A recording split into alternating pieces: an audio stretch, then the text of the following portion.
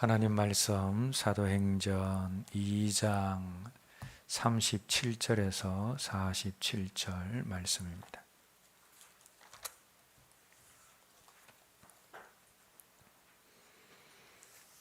한 목소리로 읽겠습니다. 그들이 이 말을 듣고 마음에 찔려 베드로와 다른 사도들에게 물어 이르되 형제들아 우리가 어찌할꼬 하거늘 베드로가 이르되 너희가 회개하여 각각 예수 그리스도의 이름으로 세례를 받고 죄 사함을 받아라.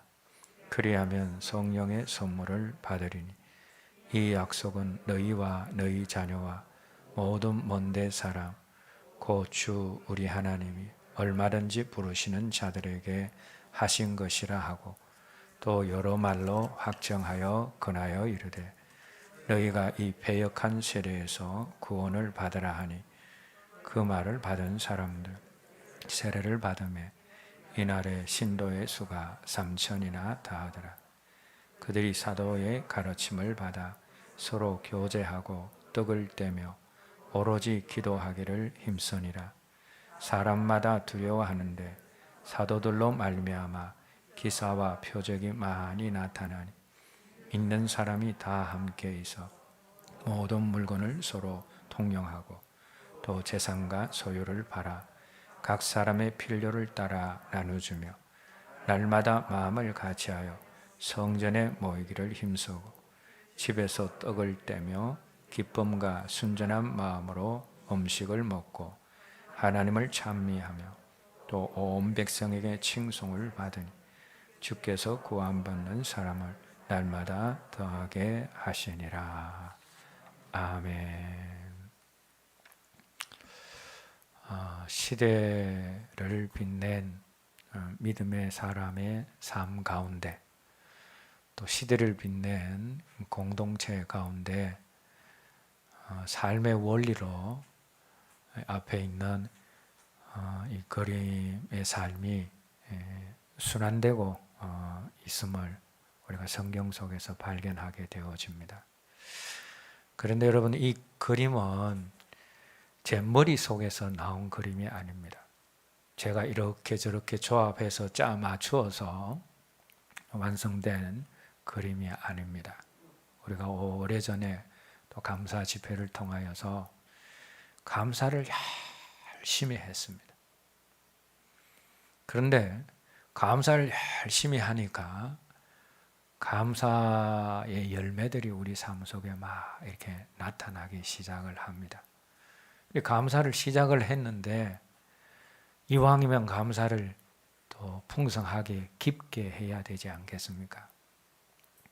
그런데 감사를 깊게 풍성하게 할 수 있는 비결은 말씀을 붙잡는 것이다 라는 것을 감사 열심히 하고 있을 때 성령님이 감사를 풍성하게 하려면 말씀을 붙잡아야 된다 라는 그런 성령님이 감동을 주신 겁니다. 그래서 감사와 더불어 말씀을 붙잡게 되어집니다. 그런데 그럼 말씀 붙잡고 감사해서 열심히 우리가 감사해서 감사를 통해서 하나님 하시는 일들을 우리 삶 속에서 또 체험하는 것, 이게 말씀 붙잡고 감사하는 삶의 끝이냐? 그게 아니다라는 거죠. 말씀 붙잡고 감사하게 하신 이유가 뭐냐? 좋은 예배자로 우리를 세우시기 위해서 하나님이 말씀 붙잡고 감사하게 하셨다라는 겁니다. 감사로 제사 드리는 자가 하나님을 영화롭게 하나니 그의 행위를 옳게 하는 자에게 내가 하나님의 구원을 보이리라. 그래서 우리가 감사하고 감사하면서 말씀 붙잡고 감사를 하면서 예배의 자리로 나아갔습니다. 그런데 금방 말씀드린 시편 50편 23절 말씀이 실제적으로 이곳에서 우리가 예배드리는 곳에서 이루어지는 겁니다. 감사하는 마음으로 예배를 드렸는데 예배 시간에 하나님의 구원이 임하는 겁니다. 그럼 하나님의 구원이 뭡니까? 영육간의 구원도 의미하지만 영육간의 회복과 영육간의 치유도 그 속에 포함이 되어지는 겁니다. 그런데 여러분들이 감사하고 말씀 붙잡고 예배의 자리에 나오니까 예배의 자리에서 하나님이 치유하시는 치유들이 일어나는 겁니다. 그 간증을 여러분들이 들으셨을 것입니다. 그래서 하나님이 말씀 붙잡고 감사하면 예배의 자리로 나아가게 해서 그 예배 가운데서 하나님의 구원을 우리가 체험하는구나. 근데 처음에는 그렇게만 생각을 했죠. 이게 좋은 예배자가 되는 것이 끝이구나. 그렇게 생각을 했는데, 그런데 그 다음에 하나님이 교제라는 영역에 대해서 성령 하나님이 감동을 주셨습니다. 하나님과의 교제, 하나님과의 예배에 성공한 사람들은 이제 사람들과의 교제의 자리로 나아가야 된다라는 겁니다. 여러분, 십자가의 영성은 수직적인 하나님과 나와의 수직적인 그런 영성과 또 나와 다른 사람과의 수평적인 영성, 이게 함께 있을 때 십자가의 영성이고 온전한 영성이 되어진다라는 겁니다. 예배에 성공한 사람들은 어떤 자리로 나아가야 되느냐?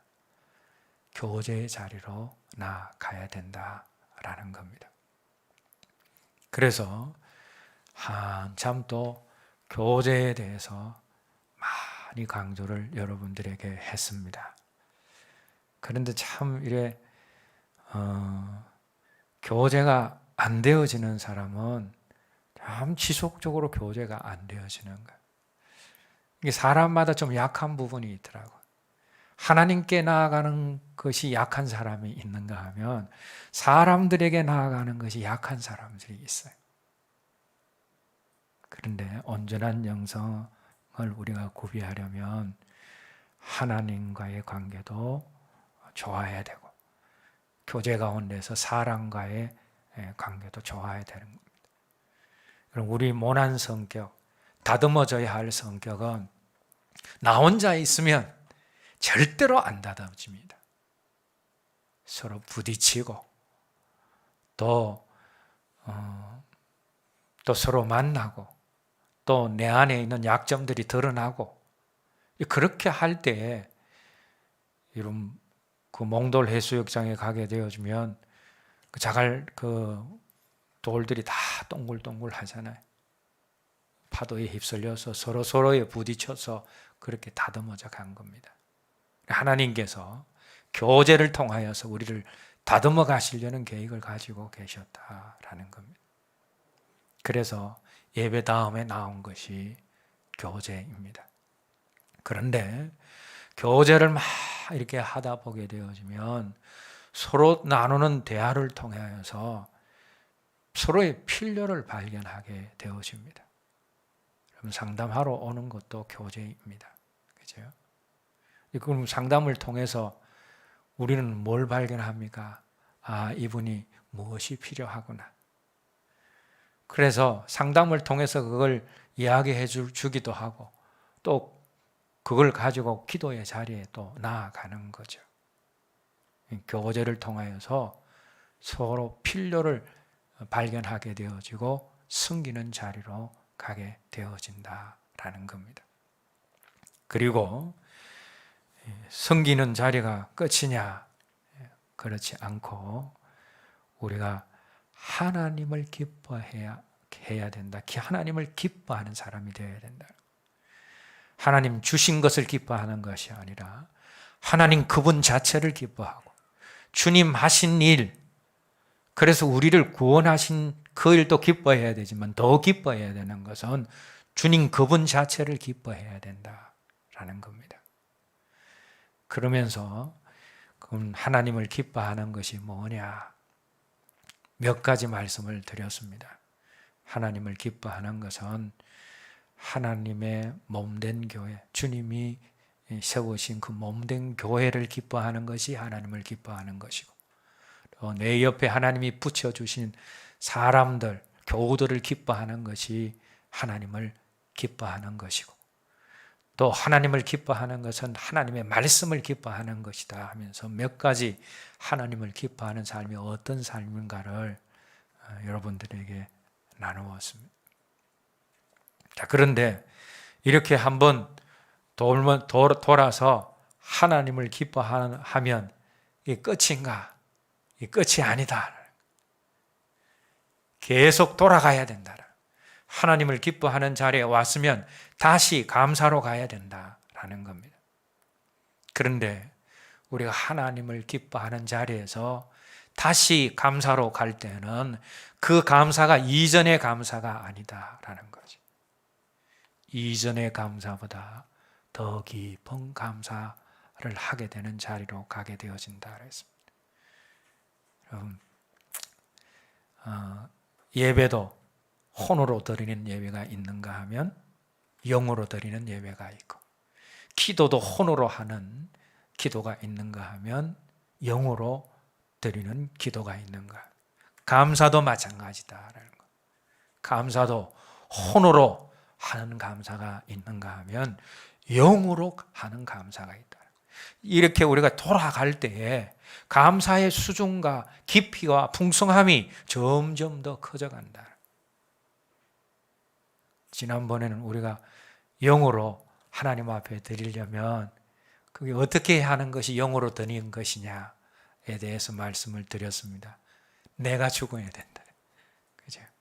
이렇게 자꾸 돌아감을 통하여서 내가 죽게 되는 자리로 가는 거죠. 그러면 혼의 감사가 영의 감사가 되어지고, 또 혼의 예배가 영의 예배가 되어지는 자리로 간다. 하나님을 기뻐하는 자리에서 감사를 가게 되면 감사가 이전의 감사가 아니다.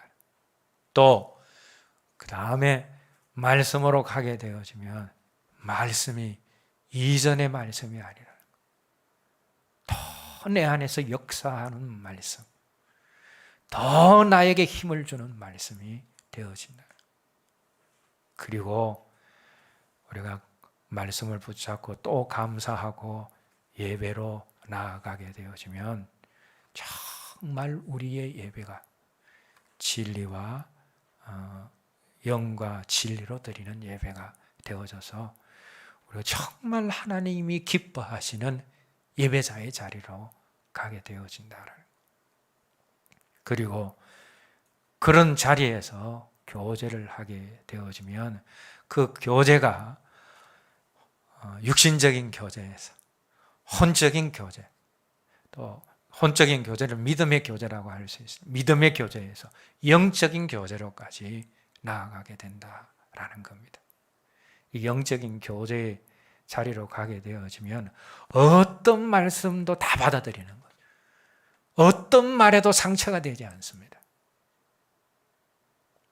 엘리사벳과 마리아의 교제가 영적인 교제죠.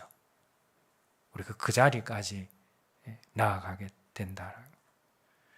그렇게 교제하다 보면 정말 서로의 필요를 찾아서 기도하고 섬기는 자리로 가게 되어지고, 또다시 이제 하나님을 기뻐하는 자리로 가게 됩니다. 여기까지면 끝인 줄 알았습니다. 그런데 맨 나중에 성령님이 이렇게 자꾸 돌고 돌아서 어떤 자리로 가느냐 하시면서 감동을 주시고 가르쳐 주신 것이, 그렇게 이런 삶이 순환되어질 때는 세상을 향해서는 용사가 되어지고 하나님을 향해서는 신부가 되어지는 자리로 간다. 이건 내 머릿속에서 나온 것이 아닙니다. 오랜 기간 동안 우리로 신부되고 용사된 자리로 가는 사람들, 그런 교회를 만드시기 위해서 오랜 기간 동안 하나님이 그렇게 시시때때로 감동을 주시면서 말씀을 주시면서 우리 교회의 비전으로 주셨다라는 겁니다. 그런데 이 삶이 성경에 믿음으로 살고 하나님을 기쁘시게 하고 그 시대를 빛낸 사람의 삶에 이 삶이 다 돌아가고 있다. 여러분들 공부 한번 해보면 참 재미있습니다. 다윗의 삶에도, 아브라함의 삶에도, 또 다니엘의 삶에도 이 삶이 다 계속 돌아가고 있다. 뿐만 아니라 공동체도 마찬가지입니다. 얼마 전에 똑같은 말씀을 가지고 히스기야 공동체가 어떻게 그 시대를 빛낸 공동체가 되었냐 말씀을 드렸습니다. 그리고 그 이전에는 제가 느헤미야 공동체가 시대를 빛낸 공동체였는데 그 느헤미야 공동체 속에 이 사람들이 순환되고 있었다라는 것들을 우리가 같이 나누고 공부를 했습니다. 오늘은 이제 신약으로 와서 초대 예루살렘 교회 공동체 이 삶이 순환되어지고 돌아가고 있다라는 겁니다. 자, 그러면 예루살렘 초대 사도행전에 나오는 초대 교회 예루살렘 교회가 어떤 교회여서 그 시대를 빛낸 교회가 되고 공동체가 되었느냐. 첫 번째는 그 교회는 주님으로 말미암아 감사가 풍성한 교회였다라고 했습니다. 우리 주님이 제자들에게 이 중요한 감사를 안 가르쳤겠습니까? 제자들에게 예수님께서 감사를 가르치셨습니다. 10명의 나병 환자들을 고치신 이후에 사마리아 사람이 감사하러 오자 우리 주님이 뭐라고 하셨습니까? 내 믿음이 너를 구원하였다. 이 사람은 하나님 앞에 자기가 주님 앞에 고침받은 것이 너무 감사해서 감사하러 온 것뿐인데 우리 주님은 네 믿음이 너를 구원했다. 감사가 믿음이다 라는 겁니다.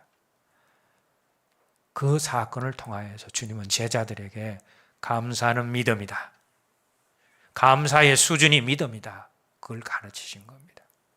뿐만 아니라 예수님은 감사의 삶을 자신이 직접 사심으로 본을 보이심으로 제자들에게 감사의 삶을 가르치셨다라는 겁니다.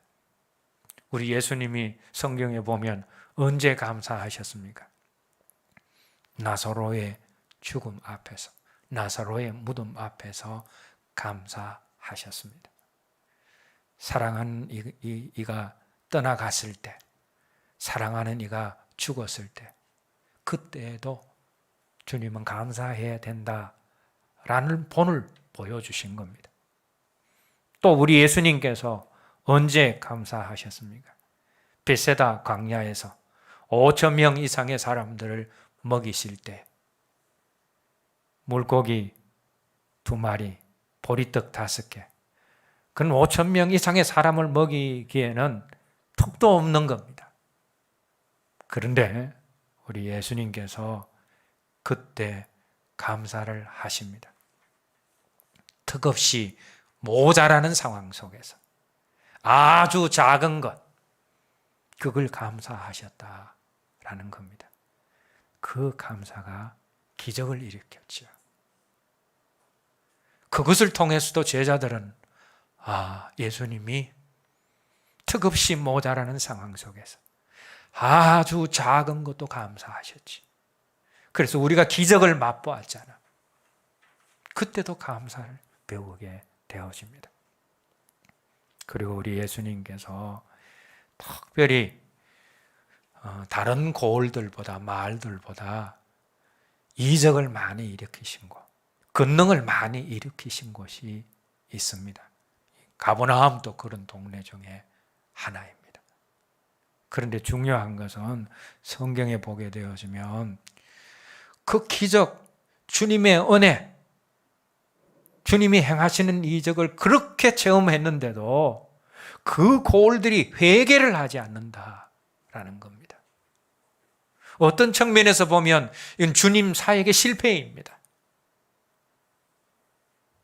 그렇게 권능을 행하셨는데 그 안에 있는 사람들이 회개하지 않기 때문에. 그런데 그 실패 가운데서 우리 주님이 감사하셨습니다. 왜 감사하셨냐? 실패 가운데 하나님의 귀한 교훈, 하나님의 귀한 뜻을 발견하고 배웠기 때문이라는 거죠. 뭘 배웠습니까? 복음은 어린아이같이 똑똑한 사람들에게는 숨기시고 어린아이같이 순수한 사람들에게 복음이 열려진다.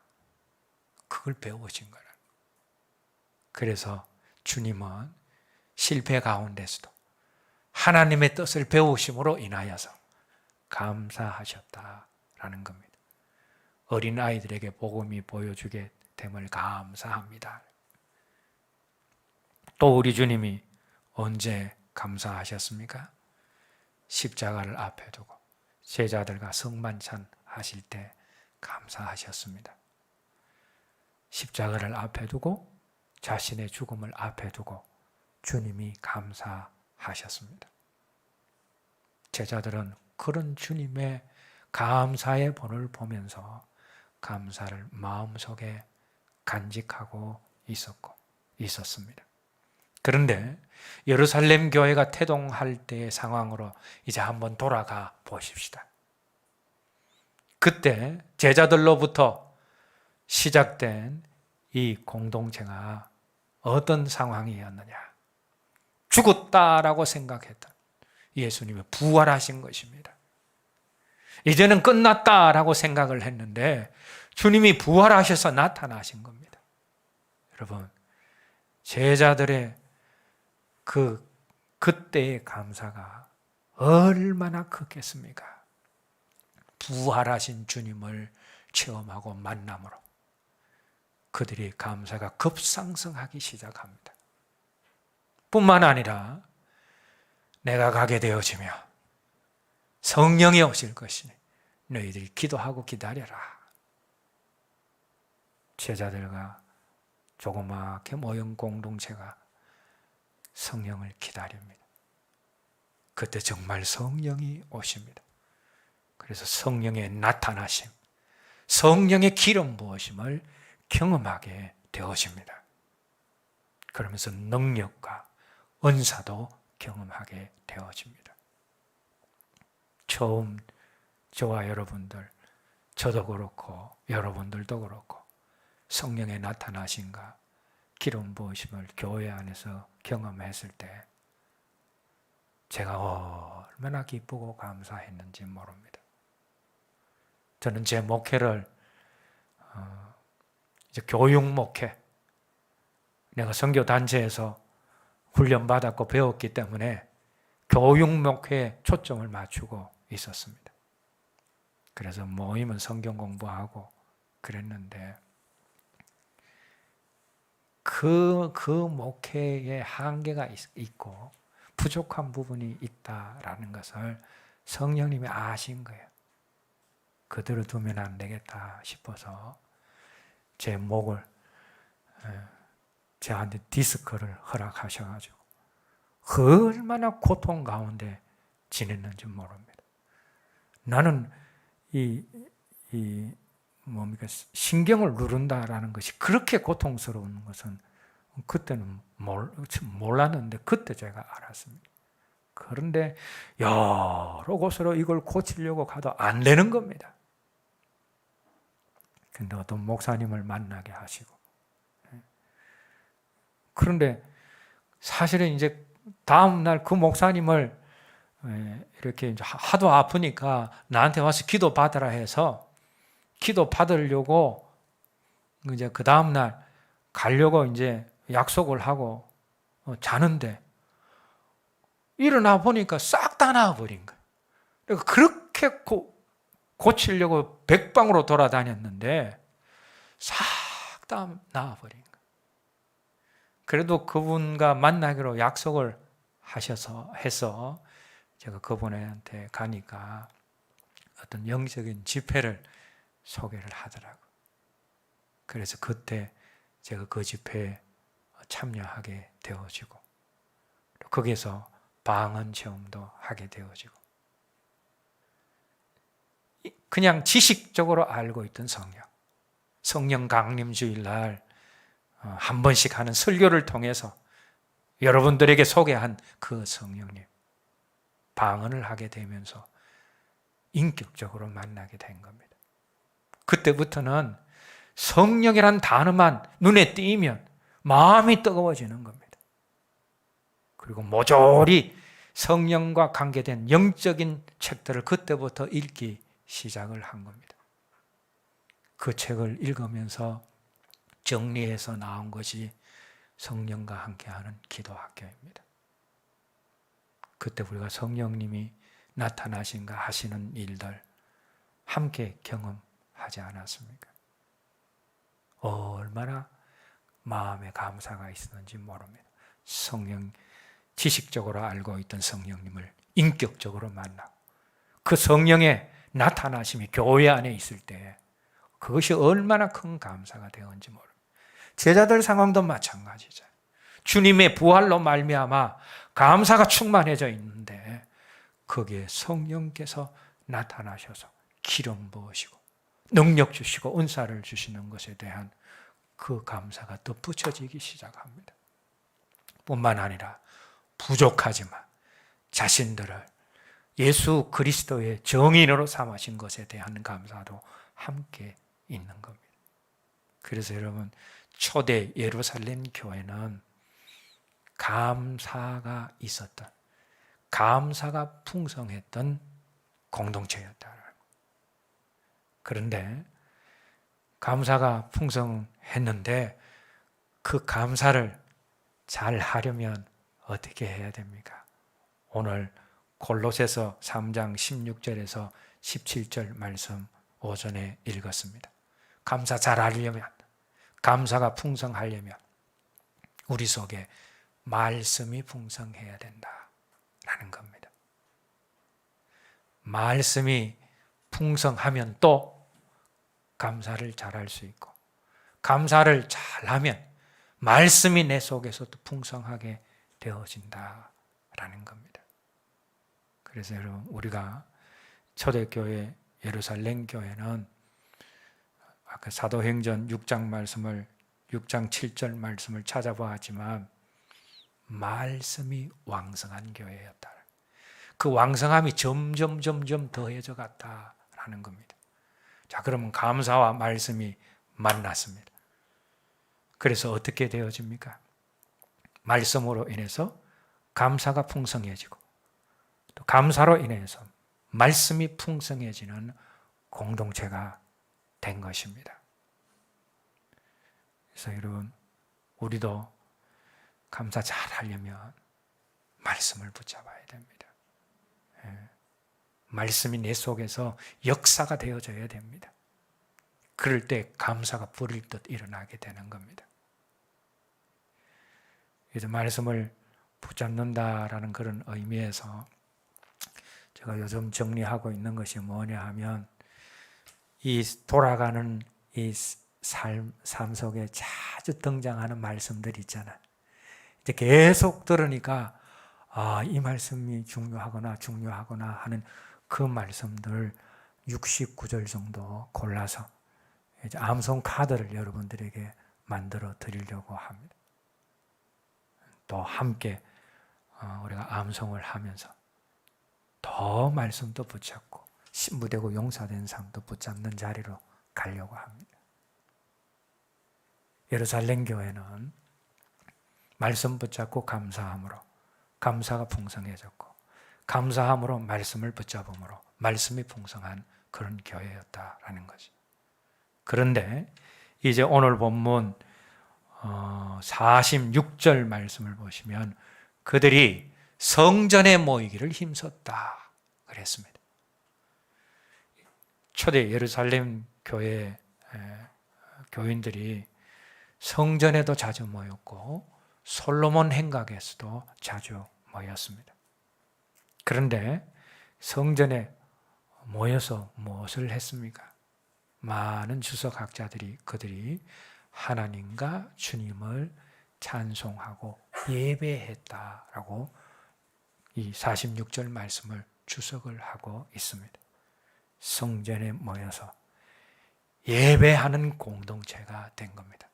그런데 이들이 드리는 예배, 예루살렘 교회 공동체가 드리는 이 예배를 하나님이 얼마나 기뻐하셨는지 모릅니다. 왜? 그 예배는 주님이 찾으시는 예배, 주님이 살아 계셨을 때에 영과 진리로 예배 드려야 된다라고 하셨는데 그 예배를 재현한 그 예배가 예루살렘 교회의 예배였기 때문입니다. 영으로 드리는 예배는 어떤 예배라고 그랬습니까? 하나님을 온전히 향하지 못하는 혼과육을 감사로 덮어서 나와 드리는 예배, 하나님이 인정해 주시는 영으로 드리는 예배다라고 했습니다. 그런데 예루살렘 공동체는 감사가 풍성한 공동체였습니다. 그래서 아직 부족한 혼과육을 예배 나올 때마다 덮어서 감사로 덮어서 나왔습니다. 뿐만 아니라 진리로 예배를 드리는 공동체였습니다. 진리로 예배를 드린다라는 것은 진리 대신 예수님을 믿고 그 보혈의 공로를 의지하여 나와서 드리는 예배를 의미하지. 예루살렘 교회 공동체 속의 사람들은 주님을 믿는 사람들이었습니다. 그들은 주님의 죽으심과 주님의 부활하심과 주님의 성천을 경험한 사람들입니다.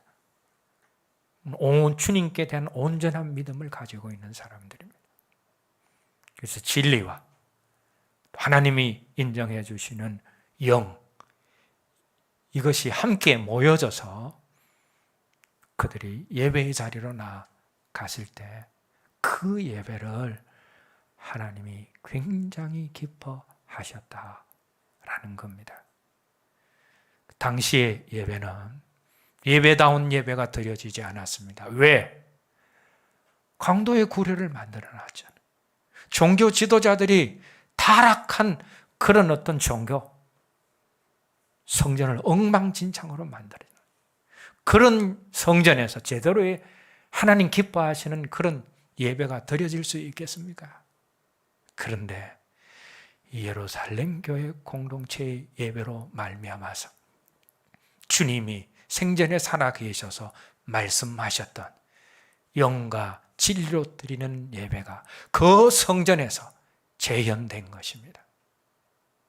얼마나 하나님 기뻐하시는 예배였겠습니까? 그렇게 말씀 붙잡고 감사드리면서 예배에 나와서 하나님을 기쁘시게 하는 예배를 드리는 공동체가 예루살렘 공동체가 된 것입니다. 그런데 이제 오늘 본문 42절 말씀을 보시면 서로 교제하고 하는 말씀이 나옵니다. 사도들과 성도들이 교제했고 성도들과 성도들이 교제를 했다라는 겁니다. 그런데 교제하는 가운데 서로의 영역 간의 필요를 발견하게 되어지는 겁니다. 사도들은 성도들의 영적인 필요를 발견해서 계속 가르치는 겁니다. 그리고 성도들은 사도들의 육적인 필요를 발견해서 떡을 함께 나누는 겁니다. 그리고 이 예루살렘 초대교회 공동체의 그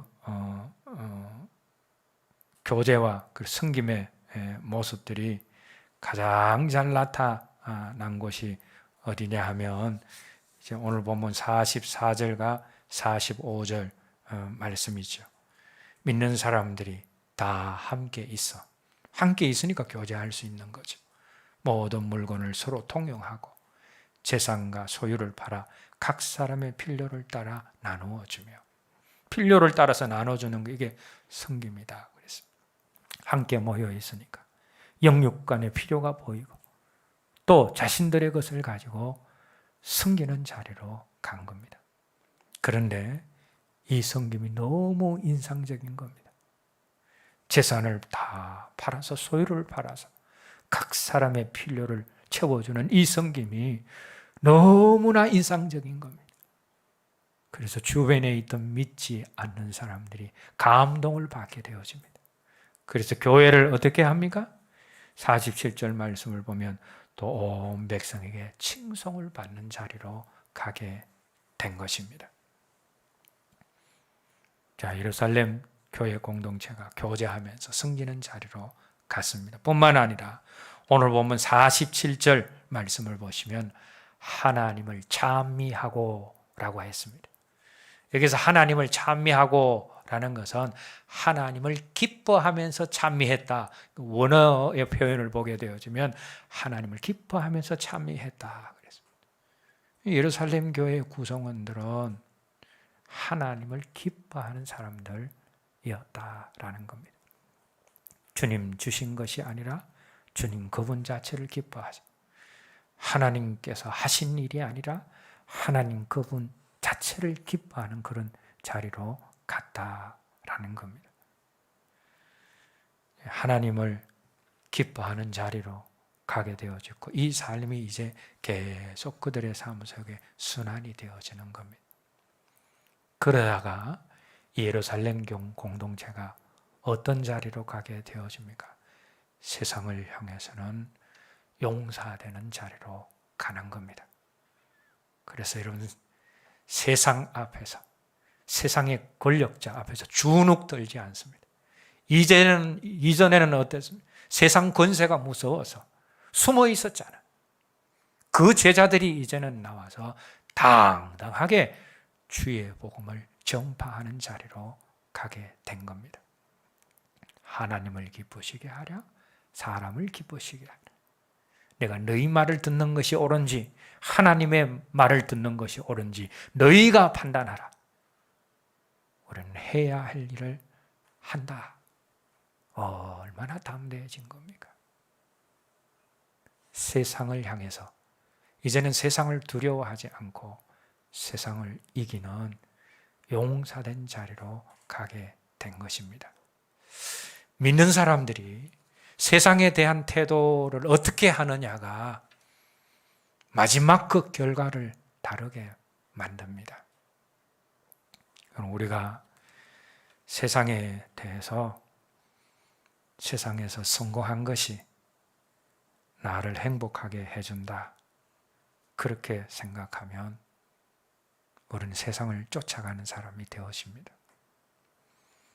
세상에서 내가 추구하는 것을 얻는다라고 생각하게 되어지면 세상을 사랑하는 자리로 가게 되어집니다. 세상에서 얻는 것은 나의 영원한 것이다 라고 생각하는 사람은 세상 것을 애쓰고 힘써서 얻으려고 합니다.